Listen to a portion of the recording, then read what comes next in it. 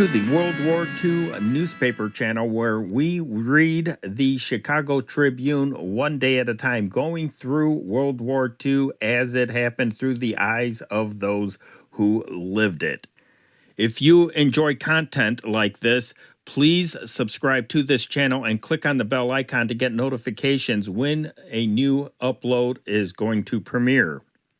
And also, if you want to hear the actual newsmakers, go check out my other channel, the companion channel to this one, the World War II Old Time Radio channel. There we have vintage broadcasts, including newscasts, speeches, old movies, and music.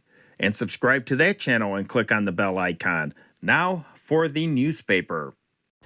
News as read from the Chicago Tribune for Thursday, January 16th, 1941. Henry Chopp reporting. The weather today. The sun rose at 7:15 a.m. It set at 4:45 p.m. For Chicago and vicinity, cloudy, occasional light rain or drizzle, freezing at times in the morning, and considerable fog today. Tomorrow, cloudy, occasional light rain, changing to snow and colder in the afternoon or at night. Moderate to occasionally fresh easterly winds today. The low temperature 28 degrees, the high temperature 33. Today's headline, U.S. not neutral, says Hull. Washington, D.C., January 15th.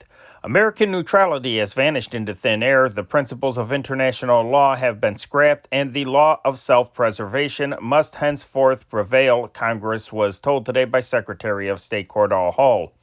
At an historic session of the House Foreign Affairs Committee, Hull declared that disaster is close for the United States if it does not immediately entrust to President Roosevelt unprecedented powers to aid Great Britain in its battle with the Axis powers. Secretary Henry Morgenthau Jr. followed Hull with a description of the British financial situation. House committee members expressed surprise at Morgenthau's figures purporting to show Britain's financial resources in the United States. The English have spent approximately $1.3 billion on war materials in this country and have an order of approximately another $1.3 billion for which they have the money to pay, Morgenthau said. But after that, all the British cash will be gone, he asserted. The president must be empowered to lend or give away fighting weapons to Great Britain, he told the committee. Both cabinet members clashed with Representative George Holden Tinkham, Massachusetts Republican, who ridiculed Secretary Hull's comparison of the United States' position with that of Belgium, Holland, and Norway before the Nazi invasion. And Tinkham wanted to know of Morgenthau why the British could not draw upon their billions of assets outside the United States. To queries on these points, he received from Hull and Morgenthau what he derided as evasive answers. There was a sinister hint in today's testimony that the manpower of the United States will eventually be sent abroad in an attempt to settle the wars in Europe and Asia. Questioned on this possibility by Tinkham, Secretary Hull first said he had not heard discuss the question of sending American troops abroad.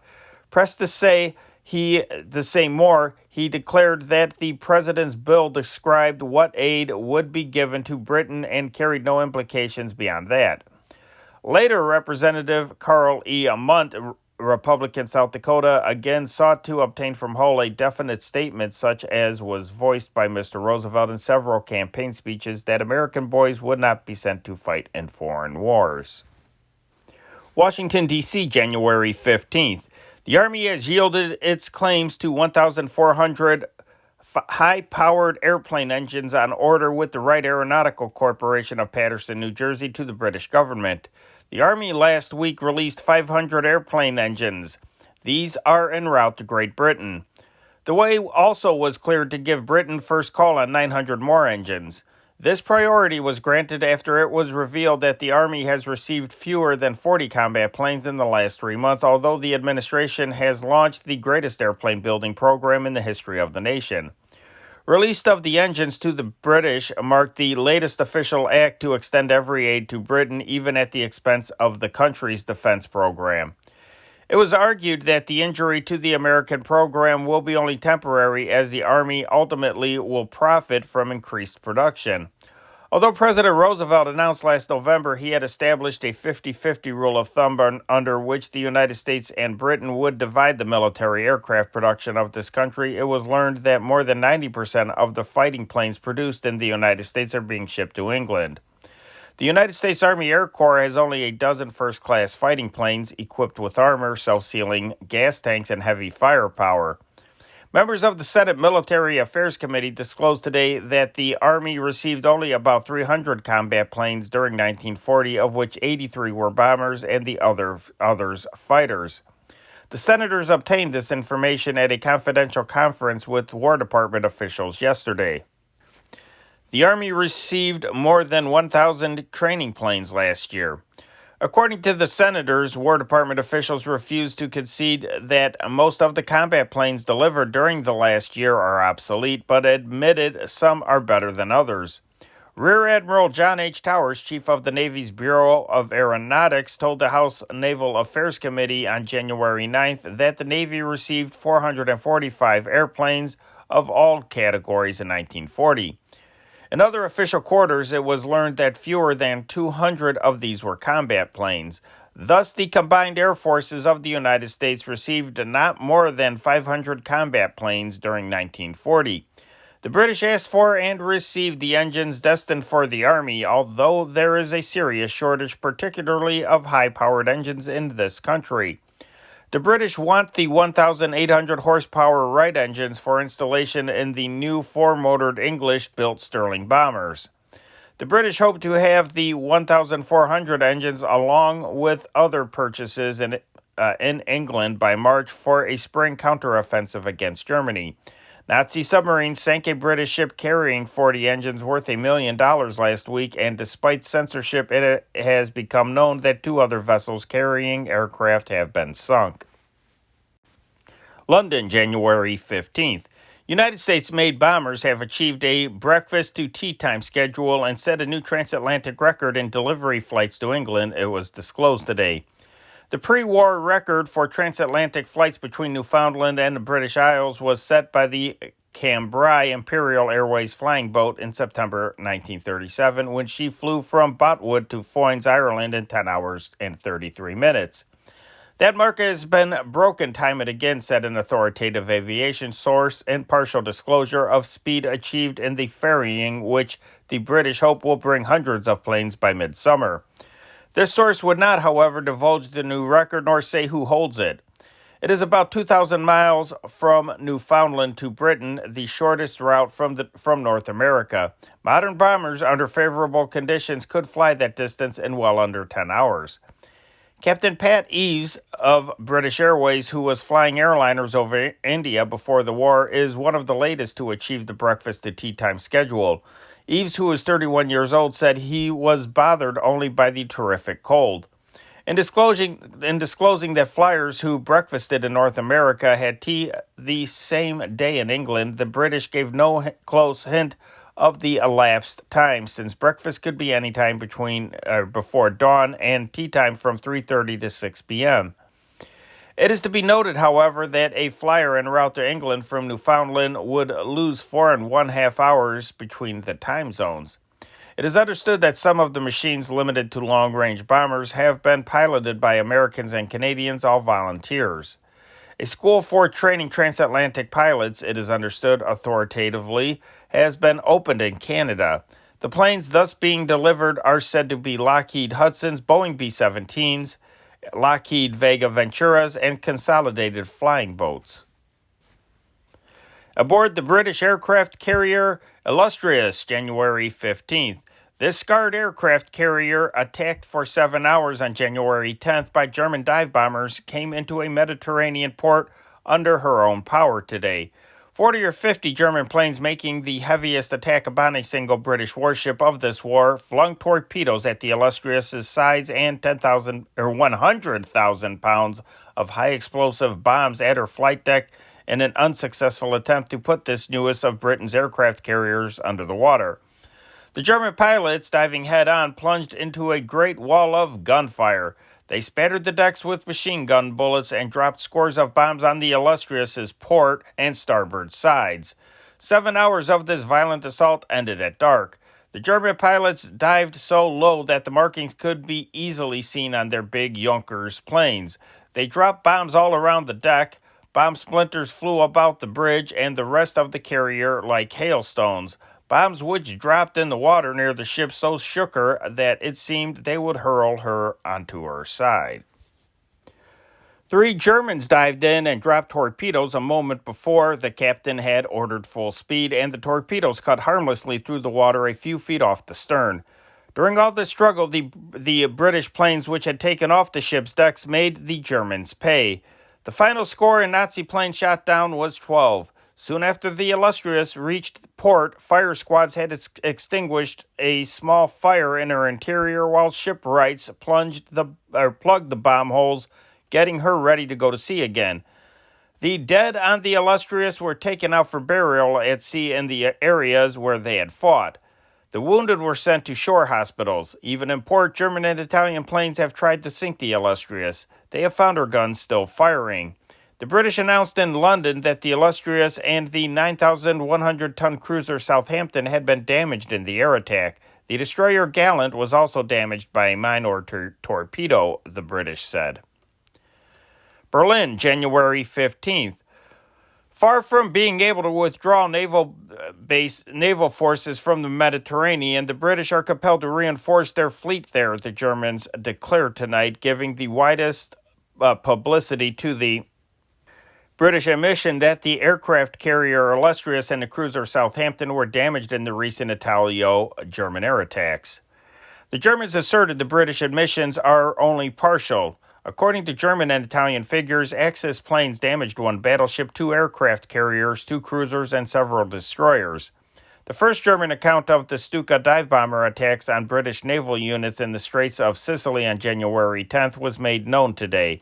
At least 3 squadrons of Stukas were stationed in Sicily when the order came to attack the British fleet, which was sailing in an easterly direction. The Stuka group had arrived only the day before, hiding its machines under olive trees. The first bomb to hit the British aircraft carrier, probably the Illustrious, was an incendiary bomb dropped aft. A minute later, the German airmen reported a bomb of the best quality struck the aircraft carrier. Another direct hit, the Germans declared, was scored on a heavy cruiser. A second Stuka attack then was launched.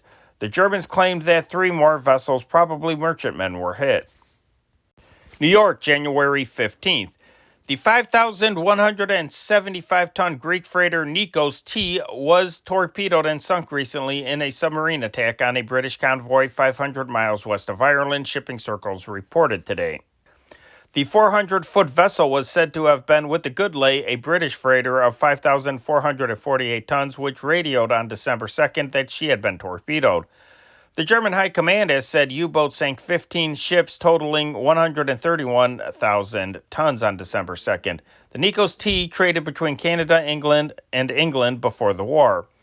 Marine circles also identified the British freighter Empire Jaguar torpedoed 100 miles northwest of Dakar, Africa on December 8th as the former American freighter Eastern Glade, 5,057 tons. The Eastern Glade was owned by the Postal Steamship Corporation of New York before she was sold to Sir William Reardon Smith and Company of Cardiff, Wales last March.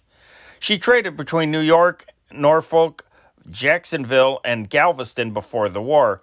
The freighter was built in Yokohama in 1919 and normally carried a crew of 30.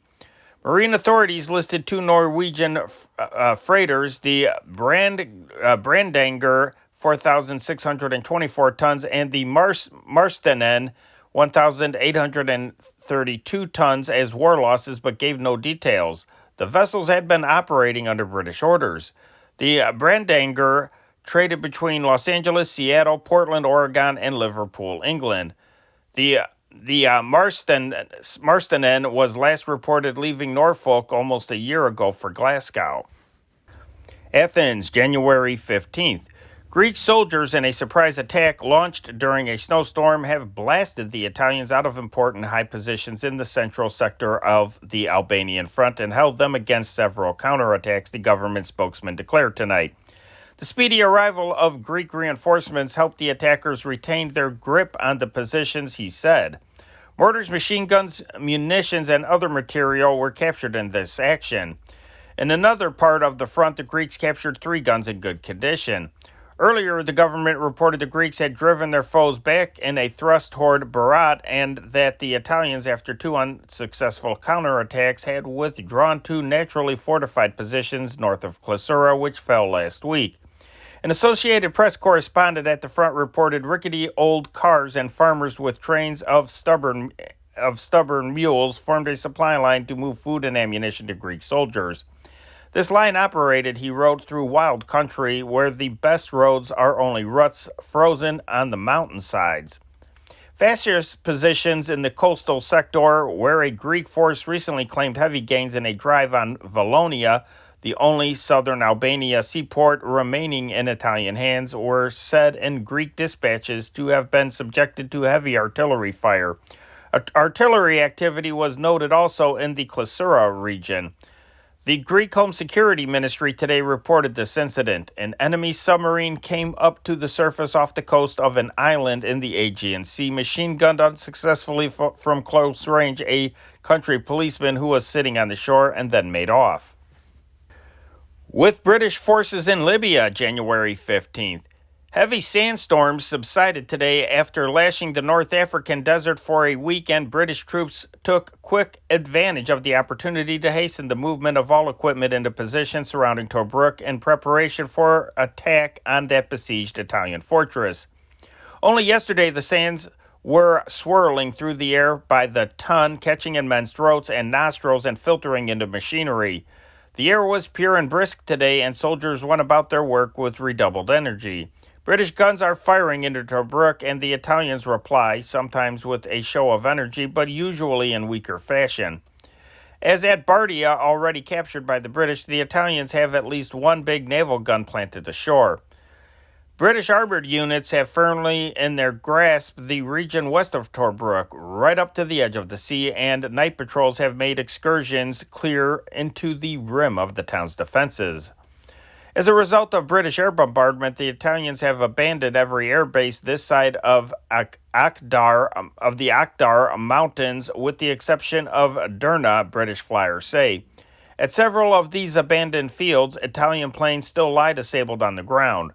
A visit to El Adem airfield to the south of Tobruk, and now in British hands, showed 87 such fascist planes, more than twice the number the RAF had claimed to have destroyed. The strain on the British motor transport and rolling supplies across the desert into Libya is becoming very great, since the railhead is at Mersa Matruh, 200 miles from the present scene of operations. Thousands of vehicles have been put to use, including many captured Italian trucks, mostly big 5-ton diesels. Press correspondents' headquarters now have been established in what is left of the Italian Officers Club in Bardia. The club faces on Bardia's main street, which formerly was the Via Benito Mussolini. The British now call it Churchill Street. Cairo, Egypt, January 15th. Britain's Middle East Command disposed of all military activity on the widely separated African fronts today with this brief communique. On all fronts, successful patrol activity continues. Rome, January 15th. British armored car attacks on Italian outposts on the Sudanese frontier were repulsed, the Italian High Command reported today. The Daily War Bulletin said also there had been artillery and patrol activity around Tobruk on the Libyan coast and the Oasis post at Djirabub, 150 miles south of Bardia. On the Ethiopian-Sudanese frontier, January 15th, the rhythmic beat of 44 royal tom-toms has broken the silence of this desert area with a summons to Ethiopian patriots to rise in arms against their Italian masters. From peak to peak, the thumping carried the message from former Emperor Haile Selassie last night, and today hundreds of trained Ethiopians slipped across the border back to their homeland to help their comrades reported assembling an army in Gajam near Lake Tana in northwestern Ethiopia.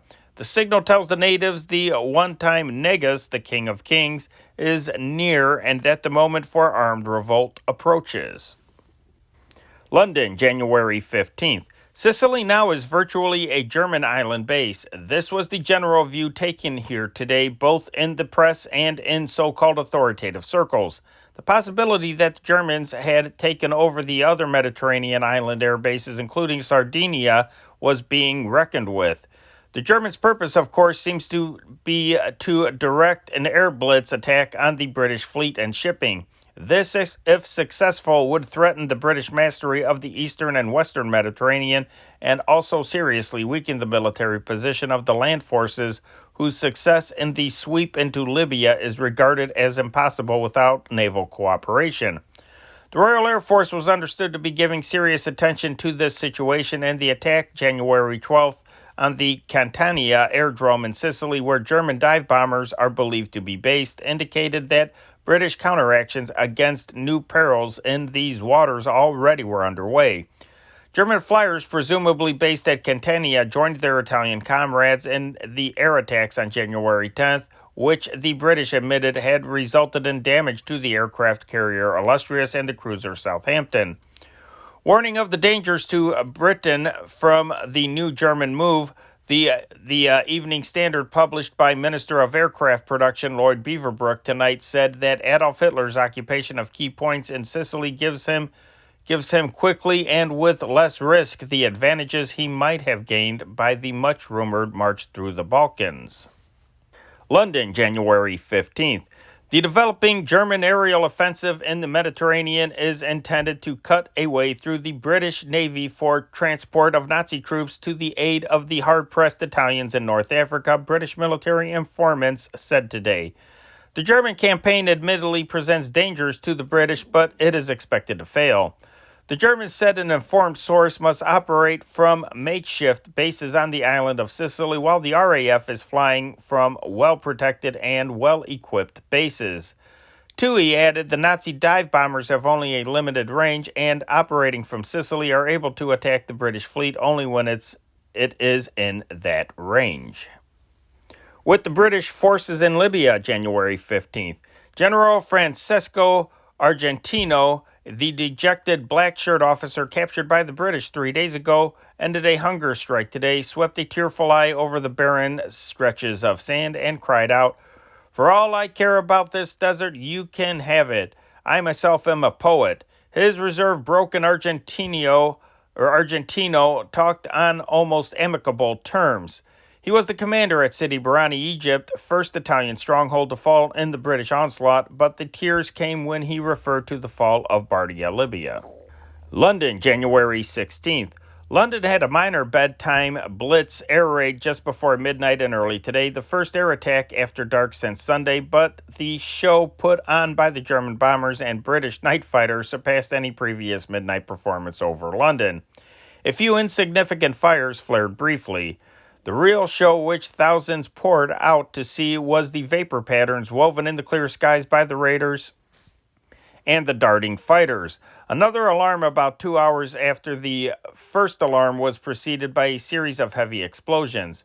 Earlier, the British surmounted snow and mist for attacks on Nazi bases in German-occupied Norway and what they termed a highly successful attack on the German naval base at Wilhelmshaven.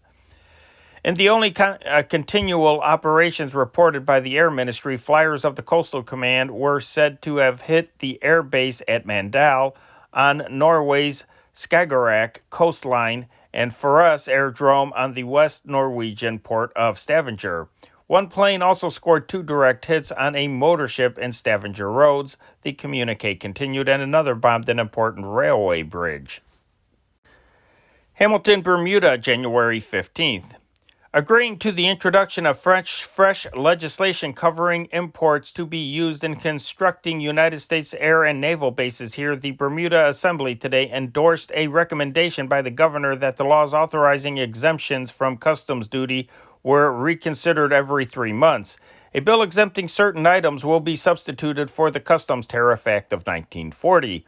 The original bill granted exemption from customs duty for building materials, machinery, or plants. London, January 15th.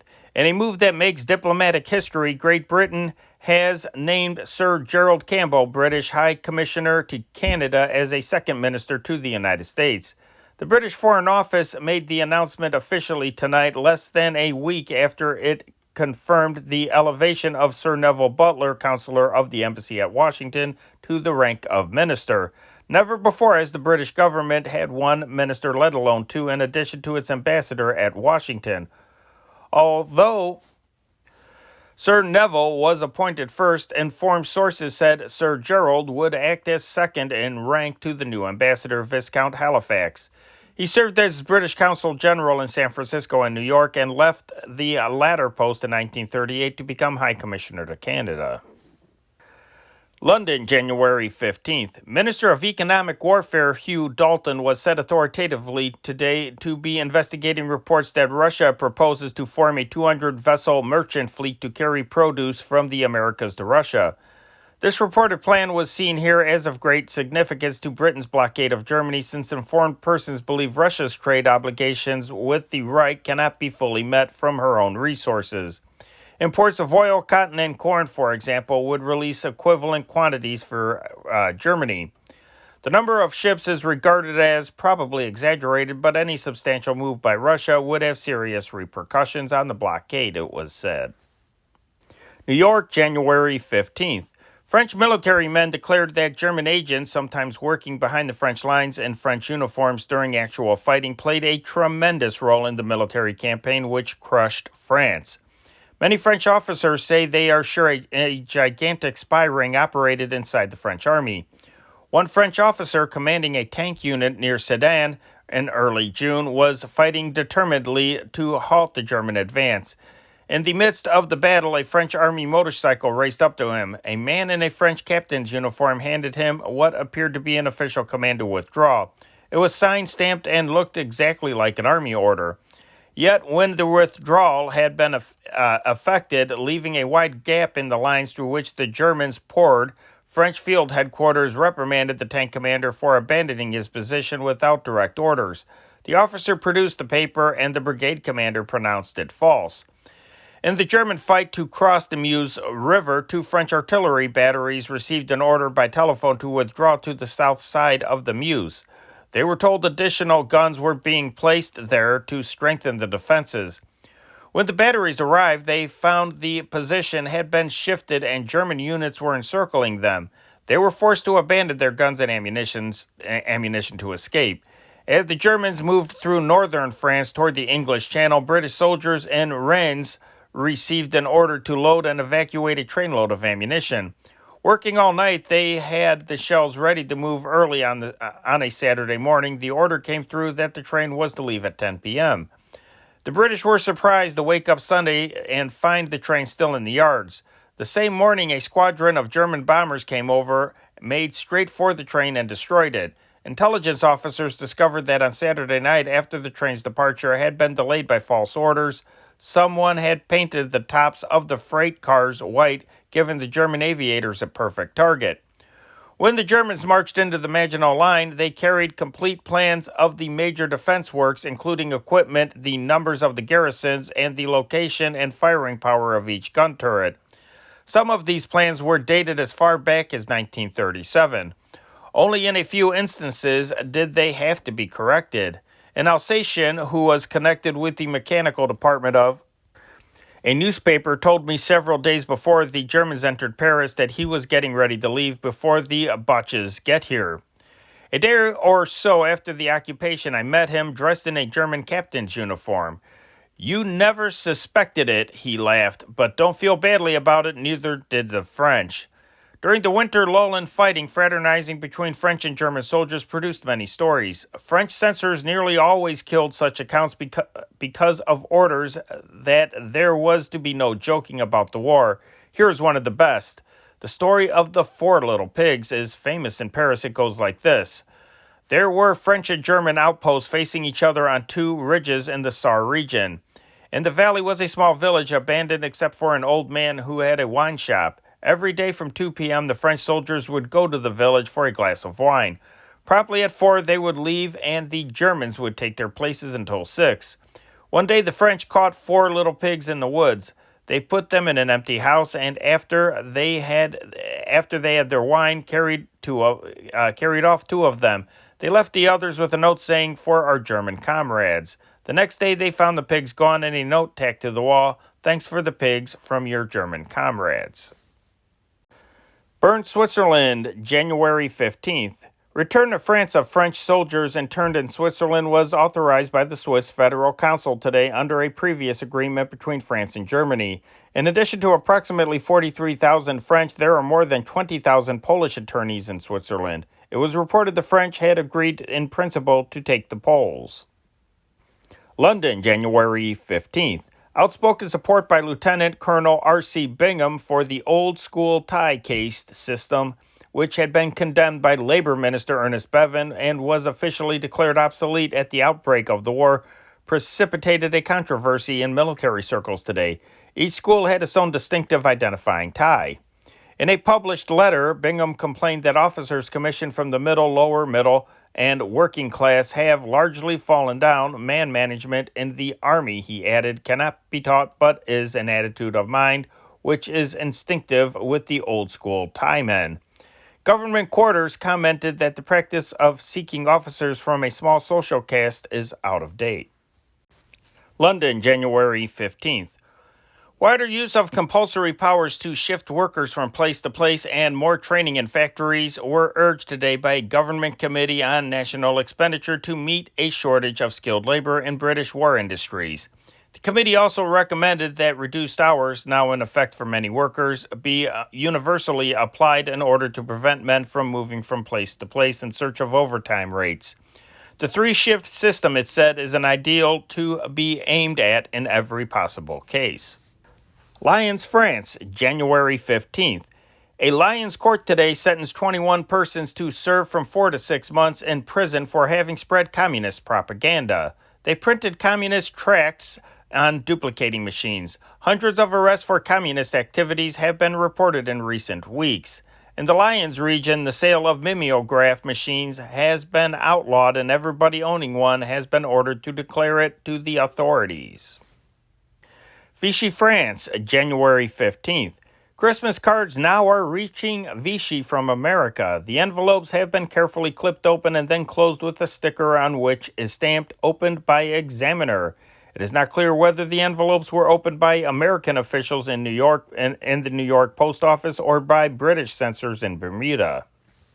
Bombay, India, January 15th. A new method of nitrogen fixation, which is expected to make India self-sufficient in ammonia, nitric acid, and nitrates, was reported today to have been perfected by Ramchandra Narayan Bhagwat, professor at St. Xavier's College here.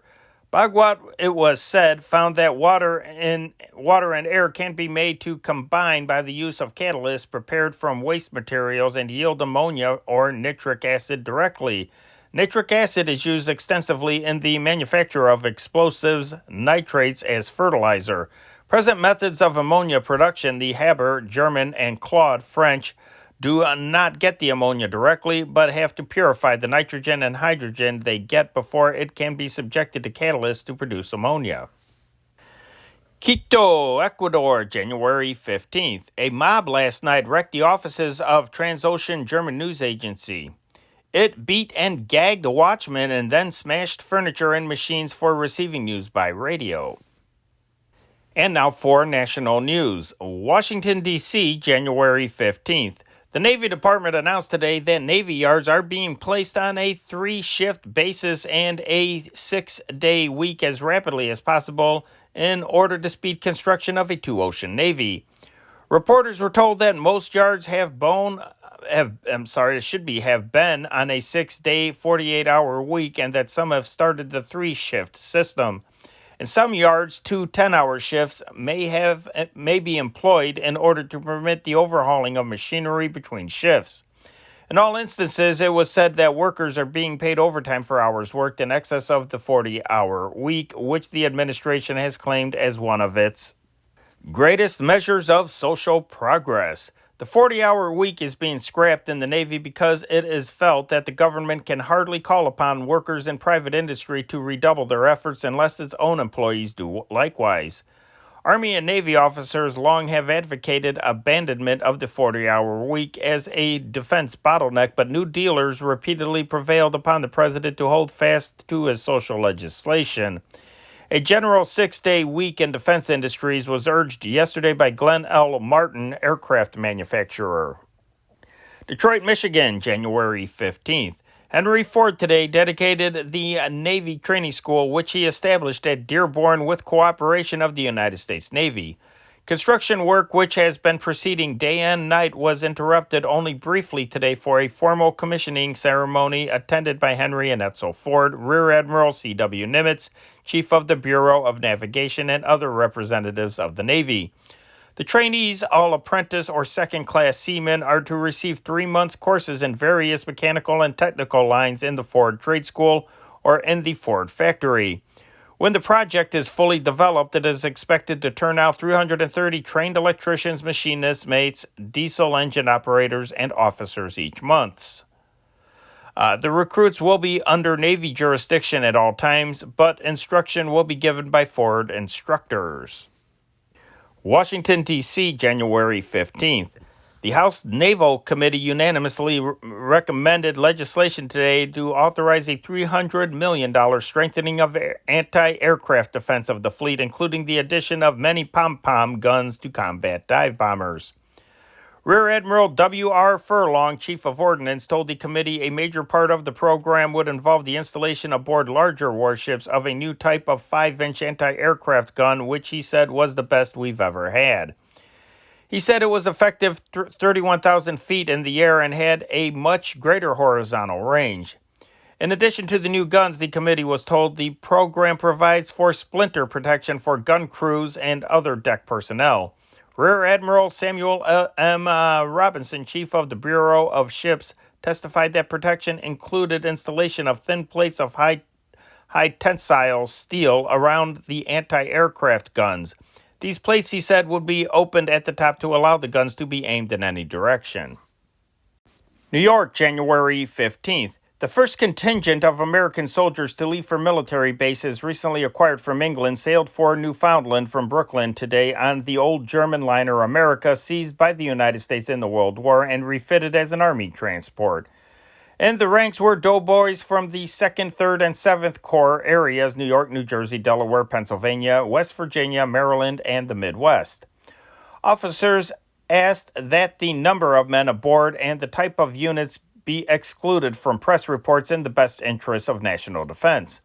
Army officials said the transport would be used as a floating barracks for about 5 months while land barracks were being constructed.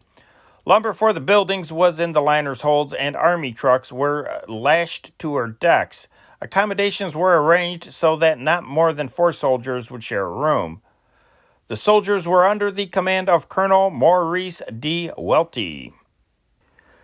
New York, January 15th. Lieutenant General Robert Lee Bullard, 80 years old today, looked back on a distinguished Army record ranging from campaigning against Geronimo's Apaches to command of the 2nd Army in France, and observed that he did not believe anybody on the other side can come over here and eat us up.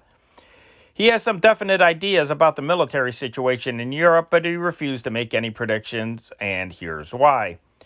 When I was first up at West Point, Bullard recalled, I had a tough instructor who accused me one day when I was writing an exercise of prophesizing. He told me that prophecy was a word of Greek origin which came up through the French and that it meant to rave. I've always remembered that. The general said that the use of tanks and airplanes and their coordinated with infantry was one of the prime developments of the World War.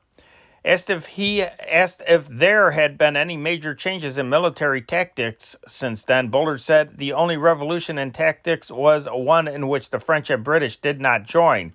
The French knew airplanes. The British originally developed tanks. They stopped. We, meaning the United States, stopped. Now we are catching up. He said the Army doesn't have the modern arms it should have, but we are making them as fast as possible. General Bullard participated in some 80 engagements in the Filipino insurrection. As commander of the famous 1st Division, he led America into the World War trenches, fought the first American battle at Cantigny, was in the Montdidier section, objective of the German offensive in 1918, commanded the 3rd Corps in the Second Battle of the Marne, directing the 1st and 2nd Divisions in the defense of the Chateau Thierry salient and the subsequent counterattack. He took the Corps into the Argonne, took over command of the new 2nd Army in October, and directed it until the armistice. He came out of the war with the sobriquet counterattack Bullard. His son, Lieutenant Colonel P.C. Bullard, is stationed at Camp Beauregard, Louisiana.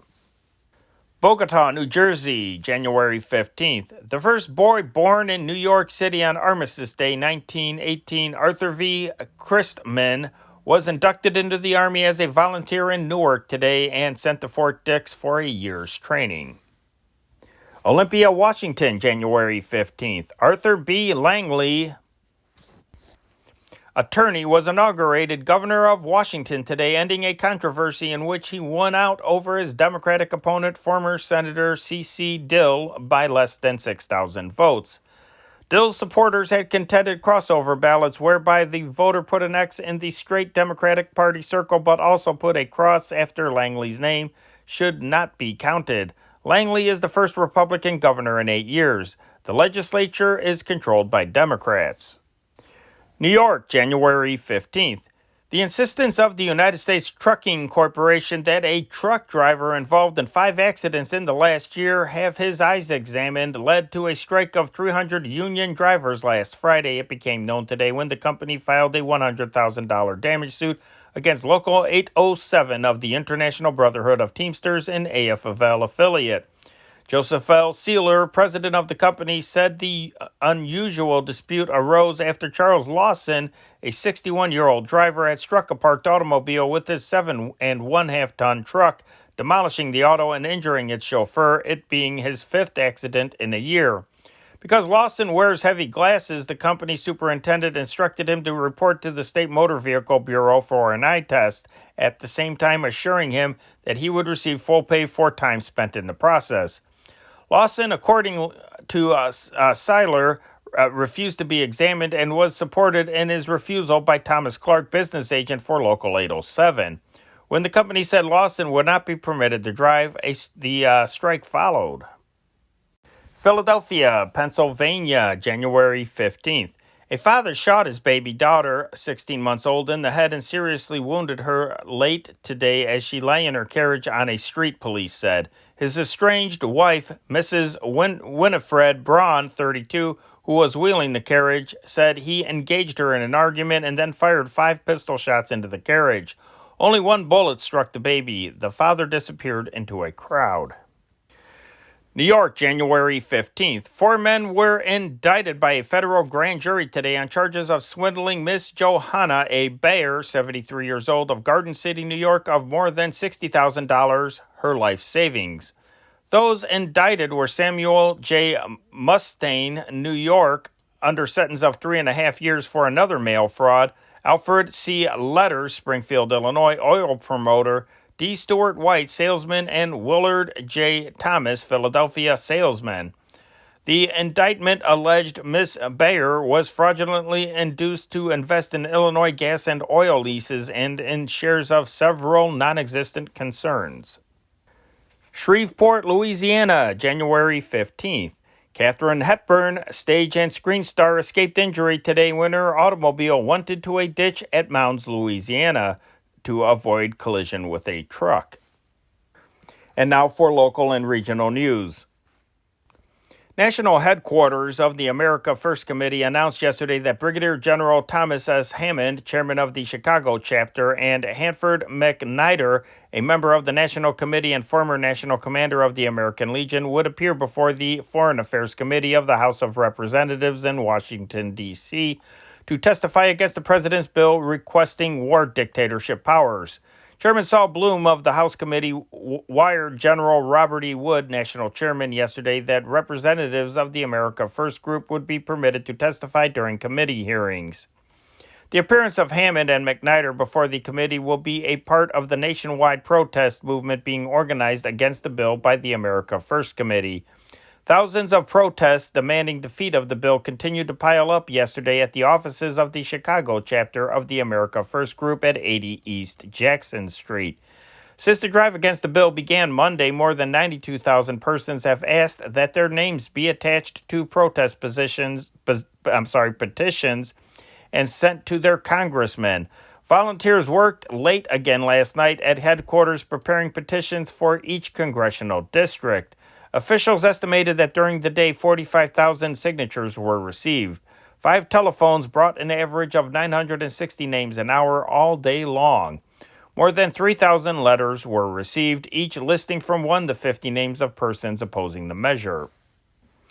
Only 5 of the first 18 appeals for draft deferment decided by the Cook County Selective Service Appeal Boards were granted, the remaining 13 being rejected. This was reported yesterday by William H. King, Jr., president of the Chicago Bar Association and coordinator of the appeal boards. In the 13 cases, the boards refused to overrule decisions of the local draft boards, placing the registrants in Class 1A subject to immediate call for military service. In 5 of the 13 cases, the registrants sought deferment because of marriage.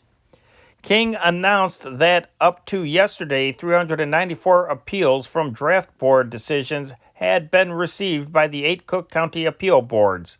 Of these, 18 were decided, 48 returned to local boards for additional information, and 2 were reclassified.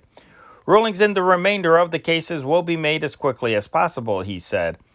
All 5 appeals in which the boards granted deferments were similar cases in which registrants sought deferment because of dependents, King said. 2 of these cases follow. Mr. Blank is a medical intern married to a woman with an independent income. There is 1 child. He had been classified by Evanston Local Board Number 1 as a student subject to general military service after July 1st. He appealed on the ground that this classification would interfere with his medical career in addition to breaking up his home during his year's training. Appeal Board Number 8 agreed with him and placed him in Class 3, deferred because of dependents. Mr. Blank is a grocery department manager. Because his wife earns almost half as much as he does, Local Board Number 47 placed him in Class 1A. In his appeal, he stated that he and his wife are living with his parents and that he contributes to his parents' support. Appeal Board Number 4 placed him in Class 3, stating that his wife and parents, if deprived of his income, would be unable to maintain the home in which they now lived. The induction of draftees under the January quota will be resumed today at the 122nd Field Artillery Armory, 234 East Chicago Avenue. A total of 182 men from 11 Northwest Side draft boards, including 74 volunteers, will report this morning. 754 officers and men of the 184th Field Artillery Negro Unit of the Illinois National Guard left Chicago yesterday for Fort Custer near Battle Creek, Michigan. The unit, comprised of 42 officers and 712 men, left from Central Station on 2 special trains of the Michigan Central Railroad. Washington, D.C., January 15th. The Navy Department said today it planned as far as possible to contract with Great Lakes Plants for the construction of smaller craft among 280 completed new auxiliaries. Requests for funds for the vessels, which include motor torpedo boats, minesweepers, and submarine chasers, already have been made to Congress. 2 attorneys from the Federal Department of Justice arrived here yesterday from Washington, D.C., reportedly to examine lists of members of the German-American Bund, which were seized by federal agents recently in raids on the organization's headquarters. The attorneys conferred briefly with District Attorney J. Albert Wohl. It was reported they were scanning the membership lists to hunt out unregistered aliens in the Bund. Andre Mauroy, celebrated French author, blamed labor strikes, bureaucracy, communism, and lack of political unity for the fall of France in a talk last night. Mauroy, a captain in the French army and liaison officer between the French and British forces during the fight against Germany, addressed an audience of 600 at a forum sponsored by the Elgin Academy and the First Congregational Church of Elgin. The defeat of France, he said, was not a question of the morale of the French soldiers. It was not a military defeat, but an industrial one. The war was lost in the period between 1933 and 1940 in the factories of France. The red tape of bureaucracy and the red tape of parliamentarianism intertwined. Strikes, sometimes engineered by our potential enemies, closed our key factories at the most critical moments. Months and sometimes years elapsed before mass production was begun. Springfield, Illinois, January 15th. Governor Dwight H. Green today said that his next appointments will be made when the General Assembly returns from its recess on January 28th. The first Green cabinet meeting, an informal affair, was held late this afternoon in the Executive Mansion. The governor, a victim of a slight cold and post-inauguration fatigue, was ordered by his physician to stay inside, away from the inclement weather. The meeting proved to be just a get-acquainted affair for the 8 new cabinet members. Newspaper reporters swarmed around the governor for the first general interview since he took office. In reply to questions, Governor Green said that his temperature had returned to normal. Then he took care of a barrage of queries about appointments. The changes will be made gradually, he said. Springfield, Illinois, January 15th. Funds to prevent a shutdown of relief and old age assistance payments in Illinois were assured today. The state Senate passed efficiency bills appropriating $30,150,000 to cover these payments until July 1st. As the measures already had gone through the House, they were sent immediately to the Executive Mansion, where they were signed by Governor Dwight H. Green. Legislative enactment was completed without a dissenting vote, the Senate ballot tabulation being 42-0.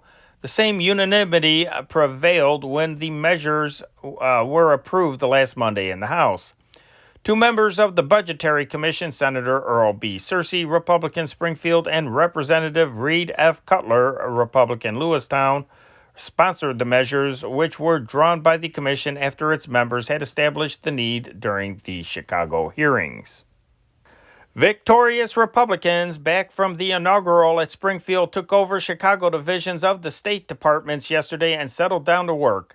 George F. Barrett, the new Attorney General in his office at 160 North LaSalle Street, outlined a 3-point program for his early activities. Number 1, to develop the anti-vote fraud division in his Chicago office.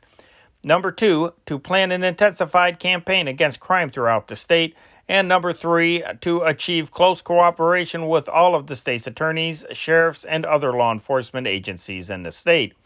In the same building where the state treasurer also has his Chicago office, Harold T. Halfpenny, appointed assistant treasurer, boy, what a fitting name for assistant treasurer, appointed assistant treasurer by Treasurer Warren Wright, was digging into a pile of work.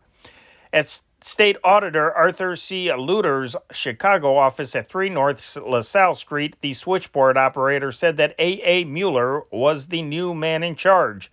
Mueller, once an official of the Logan Square Trust and Savings Bank, was a bank receiver under State Auditor Oscar Nelson, previous Republican in the office. Jefferson City, Missouri, January 15th. Governor Lloyd C. Stark, a Democrat, surprised the Democrat-controlled Missouri legislature today by vetoing its resolution providing for an investigation of the election in which Republican Forrest Donnell was elected governor. Stark said he disapproved the General Assembly's action in refusing to allow the inauguration of Donnell as his successor. He also expressed disapproval of any expenditures to finance an inquiry of Democratic charges of irregularities in the election, which showed Donnell the winner by 3,613 votes. Former state representative Arnold L. Lund disclosed yesterday that he has filed a petition for a rehearing before the Illinois Supreme Court in his battle to have lump sum appropriations of the legislature declared invalid. The court held on December 16th that appropriations totaling $70,500,000 were legal. The crying need today is economy and state government, Lund's brief states. Ever-increasing defense needs of our federal government are resulting and will bring about attending increases in the tax burden, which will have to be carried by labor, business, and the farmer. Lund said that one of the most valued aids in the economy-minded governor is his power to veto items in appropriations bills. This enables the governor to veto items which are inconsistent with economy without vetoing the entire appropriation bill. Federal Judge Philip L. Sullivan yesterday took under advisement demurrers to an indictment charging 2 labor unions and 8 other defendants with conspiracy to violate the Sherman antitrust law by preventing the sale and use of truck mixers for cement. 2 other defendants, Michael Carrazzo, former czar of the Street Cleaners Union, and Vito Mirabali, president of Local 1006 of the Building and Common Laborers District Council, have died since the indictment was returned last June 24th. Attorneys for the defendants declared their clients were within legal rights in combining to do all acts charged against them. New York City, local number 5 of the American Federation of Teachers, is completely dominated by Soviet Russia, according to a charge made by John Connors, vice president of the Federation, before 2,000 members of the Chicago Teachers Union in Orchestra Hall last night. Connors also is vice president of the Massachusetts Federation of Labor and a member of the executive committee of the Teachers Federation. The committee met in Chicago January 4th and issued a formal demand on the New York local to answer charges of communist rule. Connors said the Federation's executive committee meeting in New York on February 15th would also recommend the suspension of local number 5 if it has failed to answer the accusations by that time. Thus far, he said, the local has remained silent. Daniel J. Tobin, president of the International Brotherhood of Teamsters, Warehousemen, and Helpers Union, will meet tomorrow in Indianapolis, Indiana, with a rank-and-file committee to hear charges of fraud in connection with a recent election of local number 705 of the Truck Drivers and Chauffeurs Union, a Chicago local. More than 3,800 voted in the election December 29th. All incumbents were re-elected. Ray Nelson, defeated candidate for president, heads the committee, which will meet with Tobin and prefer the charges. Nelson said testimony would be presented in an effort to prove that ballot boxes were stuffed, that votes were cast for absent members, and that candidates were not allowed to be present during counting of the ballots.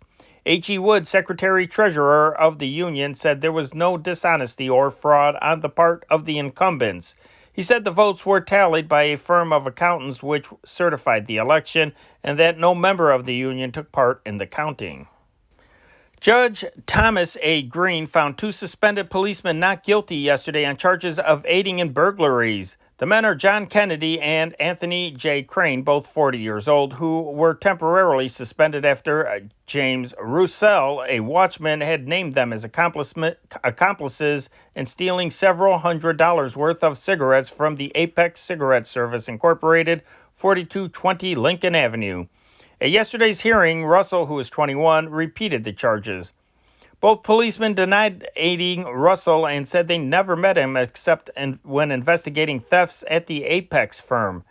On the unsupported testimony of an accomplice, Judge Green ruled, there is no reason to suppose that convictions against these policemen with previously unblemished records would be upheld in the higher courts. Kennedy, who lives at 5061 Newport Avenue, won 6 bravery citations in 18 years on the force. Crane, 2121 Irving Park Road, has been a policeman for 12 years. Big Earl Herbert, ex-convict and Prohibition-era hoodlum, and Frank Blacka, also an ex-convict, will be taken from the county jail to Milwaukee today to stand trial for a $25,000 jewelry store robbery there last October 5th. The state Supreme Court yesterday declined to intervene in an extradition order. 4 witnesses have identified the 2 as the robbers. Chief Justice James F. Fardy of Superior Court placed Samuel E. Steinberg on 1 year's probation yesterday on charges of embezzling $43,670 from the Chicago Discount Corporation, 231 South LaSalle Street. Steinberg, who lives at 5000 North Lawndale Avenue, organized the concern in 1932 and headed it until recently. Assistant State's Attorney Vernon Thompson opposed granting of probation, but Steinberg's attorney, W.W. Smith, told the court Steinberg had made restitution to most of the stockholders and that a majority of those who had lost money were in favor of the probation. Steinberg's company dealt in mercantile notes and automobile financing. Four members of a jury were selected yesterday to try Hugh Greer Carruthers, 74-year-old head of the Neological Foundation, 32 West Randolph Street, on a charge of raping the 12-year-old daughter of one of his former disciples. Carruthers, who has termed the charge of a frame-up, is a self-styled graduate of the Tibetan Lamasery of Cum Bum. Miss Ruth Meehan, 716 Monroe Street, River Forest, alleges the attack occurred in Carruthers' office last July 30th. Completion of the jury is expected today. Middletown, Indiana, January 15th. The Middletown High School was closed and 5 pupils were under arrest today as a result of a riotous fight against officials yesterday. About 40 pupils, including girls, took part in the melee in which Township Trustee Thomas Fleming was manhandled and Town Marshal Paul Brattain was said to have been struck with a monkey wrench. Charles Riley, 17 years old, a senior, was arrested on a warrant charging him with assault with intent to kill. County Prosecutor Loring Niles, who ordered the arrests, said the violence climaxed a controversy which began in December with the ousting of school superintendent Wilbur Sherry. Chicago and Illinois face an immediate crisis in highway transportation. Otto Milburn of Rockford, new president of the Illinois Road Builders Association, warned last night. He spoke at the banquet session of the association's 4th annual meeting in the Drake Hotel. He said that the average motorist may be crowded off the roads this year by military traffic and that traffic resulting from the National Defense Program, and he blamed what he called dilly-dallying with the road problems for the last decade. The state and federal government, he said, have been equally at fault in wasting vital years during which the motorists paid sufficient taxes to have built roads at least equal to normal peacetime demands, roads which now would be invaluable in avoiding the road jam which threatens. Milburn likened the highway problem to that of fitting a 10-ton truck into a garage built for a passenger car. Aside from the greatly increased military traffic, Milburn said, we are in the middle of a defense-inspired industrial and general business boom which will make past highway requirements seem insignificant. The 1941 driver actually has less than half the road space he had a decade ago. The way things are going, he may soon have only 1/3 of the road space he had in 1930. Gasoline consumption has doubled in the last 10 years. Average automobile use in Illinois has jumped from 550 gallons per car in 1930 to approximately 750 gallons in 1940. Modern cars go more miles per gallon. The number of automobiles in use has increased by close to 19% in a decade, approximately 33 million cars and trucks being registered nationally. Illinois registration is running close to 2 million. Taxes accruing to federal, state, and local governments from motor vehicle ownership and use increased to a new record of $1,850,000,000 in 1940, yet highway appropriations have decreased slightly since 1930. Travel on Illinois highways increased from 991,000 to 1,456,000,000 miles monthly from 1930 to 1940.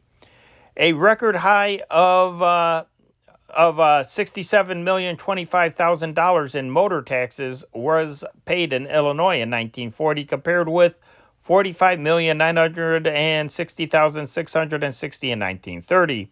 With national income during 1941 expected to exceed the record year of 1929, there will be a tremendous increase in ordinary social and commercial traffic over the roads which could not handle 1939's traffic. On top of this will be mounting industrial transportation demands resulting both from defense and from stimulated ordinary commerce. On top of this will be strictly military traffic. Other new officers who assumed their duties with Milburn are Henry Fowler of Chicago Vice President, James F. Gallagher of Thornton, Secretary, and Donald O. White of Chicago, Treasurer. Chicago's airport troubles that have annoyed city officials and airmen for 5 years should be over about June 1st. By that time, the two halves of the Chicago airport, now divided by the Chicago and Western Indiana railroad tracks, will be united into one field of 620 acres, one of the finest air terminals in the United States. The $1,813,000 depot building that the city expects to build on the north half of the field will not be completed by that time, but work on the grade structure should then be underway, officials said. The airlines have agreed to pay $400,000 toward the cost of the project, and the city has applied for a federal loan of $1 million. The balance, $413,000, is to be met by the city-sponsored WPA project. Representatives of milk producers, distributors, consumers, and federal government voiced opposition yesterday to the City Council's proposed ordinance to place an inspection fee on milk. More than 400 persons attended the hearing in the council chambers. A threat that the farmers could be led into a strike overnight if the ordinance is passed was made by Arthur H. Lutenbach, general manager of the Pure Milk Association. N.J. Kladakis, federal market administrator of the Department of Agriculture, warned that adoption of the measure would lead to conflict between the city and federal government. And Paul Potter, executive secretary of the Associated Milk Dealers, declared the measure would alienate farmers and become a barrier between Chicago and its trade area. Members of the City Council Judiciary Committee, which has been holding hearings on proposed changes in the ordinance empowering the police to censor motion picture films, yesterday viewed 3 of the pictures that were barred. The showing was made by Lieutenant Harry Costello, head of the Police Censor Board. 2 of the films, Birth of a Baby and Motherhood, had been suppressed in Chicago, it was explained, because they showed horrible scenes and were lacking in taste. The other depicted doings in a nudist camp. Police Commissioner Allman has said he would like to have the department relieved of the censorship duty. Alderman Earl Dickerson, 2nd Ward, has proposed the creation of an independent board of censors and limiting its powers to consideration of films for children. He is a member of the Judiciary Committee headed by Alderman H.L. Brody, 39th Ward.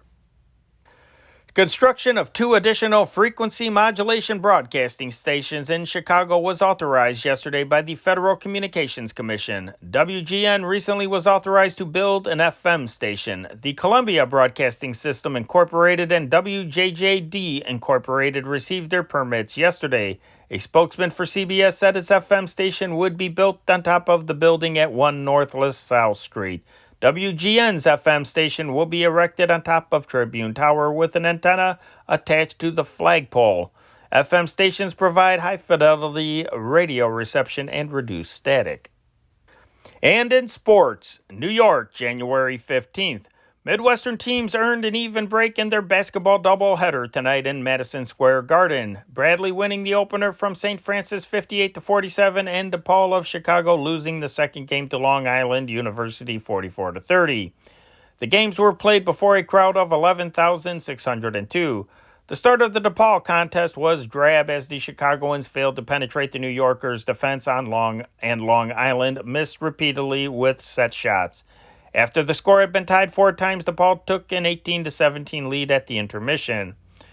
The second period was different. Cy LaBello and Saul Cohen started hitting with their set shots from far out, while DePaul missed as Bill King throttled Elmer Gaynor, DePaul's offensive threat. 6 minutes of the period passed before Bob Wozny, high point man for the Chicagoans, with 11 points scored for DePaul, and only a field goal by Cliff Lind broke DePaul's scoring famine in the next 6 minutes. Long Island distributed its scoring well with LaBello at the top with 11 points. Bradley came from behind to win its game with St. Francis. St. Francis jumped to a 6-0 lead and was out in front 18-11 midway of the first period before the Illinoisans started rolling. They went ahead 26-25 with 3 minutes to go, but lost Bill Chanuge on 4 personals after St. Francis tied the score. Bradley struck back and held a 29-28 margin at intermission. The first 10 minutes of the second period was a thrilling affair, with the score tied at 37-37 and 41-41. 10 minutes remained when Bradley began to apply the pressure, pulling away as its defense held the New Yorkers to 2 points. Chris Hansen, a power under the basket. Jim O'Brien and Paul McCall did the bulk of Bradley's scoring with 18, 17, and 14 points respectively. Akron's Goodyear basketball team stopped the third-place drive of Chicago's Bruins in an overtime game last night in the 132nd Regiment Armory 44-38. A great uphill fight in the fourth period sent the Bruins into a 36-36 tie, the fourth deadlock of the bitter battle.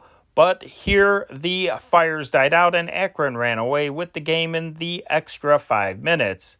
In the preliminary game, the Graham Sherrons beat the K's Sports 31-26. The Blackhawks will play hockey in Montreal tonight, but they'll lose little time in retracing the 857 miles between Montreal and Chicago. They must be back home to entertain a full house for their game with Boston in Chicago Stadium Sunday night. The Hawks will take to the Canadiens' ice tonight with confidence born of a 3-1 victory over the Montreal boys here on January 9th. But needed caution is supplied by the fact that they lost 7-5 the last time they were in Montreal on December 26th. It will be the third game the Hawks have played in Montreal this year. They also won 3-1 on November 10th. In Chicago, they were tied by the Canadiens 4-4 on November 17th after having led 3-0 early in the contest. In the game on January 9th, however, they came from behind to tie the score in the third period, then added a couple in the overtime. Red McKay joined the Hawks in Montreal, having been recalled from Providence, where he was sent after Johnny Mariucci had captured his job following an injury to McKay. The Hawks will be seeking to rise above the 500 mark tonight. They have won 10 and lost 10, tied 5. They also will be out to prolong a 3-game winning streak and a string of no defeats in 4 games. They have 4 games they have played since Sammy Lepresti became their goalie. Joe Cooper, defenseman who was playing the best hockey of his career until he suffered a fractured fibula in last Sunday night's game here, a break that was not suspected until Tuesday, was resting well at Garfield Hospital yesterday. New York, January 15th. In an effort to discourage free-for-all fights, the governors of the National Hockey League today decided upon automatic fines of $25 each for players taking part in fights which they do not originate. Believing occasional clash is inevitable, the governors exempted the original combatants. The latter are subject only to such penalties as the referee may impose. 2 rule classifications were agreed upon. Both are effective immediately. They are, number 1, if a player hits the puck with his stick raised above his shoulder, the referee shall instantly blow his whistle, and any puck shot into goal on such an action will not count as score. Number 2, should a player propel a puck into the crease of the opponent club, and should this puck become loose and available to another player of the attacking side, the puck should be considered in the crease legally, and any goal scored on the play will be legal. Major Frederick McLaughlin of Chicago and league president Frank Calder were appointed to discuss a new agreement with the American Hockey Association. They will meet with George Higgins, AHA president, in Chicago on Sunday. Charlie Root, the grandpappy of all present Cubs, isn't exactly a holdout, but he is experiencing the pangs of contract complications.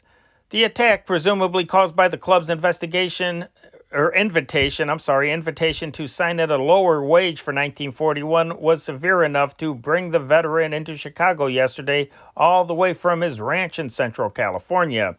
Just what figure was written into the 16th annual contract submitted to the 41-year-old performer by the Chicago club isn't known, nor are Root's demands known outside the Cubs' front office circles, but he is prepared to back up his claims with a contention that he is still able to pitch. The athlete conferred briefly with general manager James Gallagher and will resume talking today, hopeful of cleaning up the difference of opinion before starting back toward his ranch chores tonight. Root wasn't exactly a contented Cub last season. He was in the bullpen most of the time, and although he once was an expert rescuer, time has taken some of the rubber from his arm. At least enough of it so the arm can't be warmed up almost daily and retain its effectiveness. Root's idea was to pitch once a week after the fashion in which Ted Lyons, the White Sox veteran, is employed by manager James Dykes, but he was kept on the relief job. His present argument that he still can pitch is based on ample rest between appearances. Another unexpected caller at Cub headquarters was Branch Rickey, the St. Louis Cardinals guiding genius, who at the conclusion of a luncheon speech playfully declared he was going over to sell a ball player to the Cubs. Selling or trading wasn't even mentioned, according to Gallagher. Re-election of officers was scheduled for yesterday at the annual meeting of Cubs stockholders, and directors was postponed until Monday for want of a quorum. The only action beyond President P.K. Wrigley's report that the 1940 season developed a deficit was one change in the board. Gallagher was named to take the place of R.A. Kavanaugh. Directors re-elected were Wrigley, Mrs. Ada Wrigley, Paul V. Harper, Frank J. Ellis, George F. Getz Jr., Gilbert Schrembner, George E. Frazier, and Charles Weber. The signed contract of Larry Rosenthal, the White Sox extra outfielder, reached Comiskey Park yesterday, bringing the total of acceptances to 32. The only missing members are Clint Brown and Pete Appleton. St. Louis, Missouri, January 15th. A former manager of the Cardinals once said if Johnny Mize would start a season without being overweight, he'd hit so many home runs that Babe Ruth's record of 60 would be in real jeopardy. Last year, Mize reported fat, played the early part of the season wearing a rubber sweatsuit, and yet managed, despite a poor beginning, to lead both leagues in homers with 43. The big first baseman, who acknowledged an average of close to 999 at the food plate this winter, admitted today he was 20 pounds heavier than his best playing weight of 215 pounds. This year, Mize is going into training 4 weeks early in an effort to get into condition before reporting to the Cardinals spring camp in St. Petersburg, Florida, February 28th. I'm going to Hot Springs about February 1st, he said, and take the baths and play some golf and lose weight.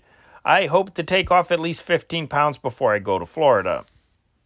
The search for a commissioner of professional football will get underway in the Blackstone Hotel today when the owners of the 10 National League teams meet to discuss the qualifications of various candidates.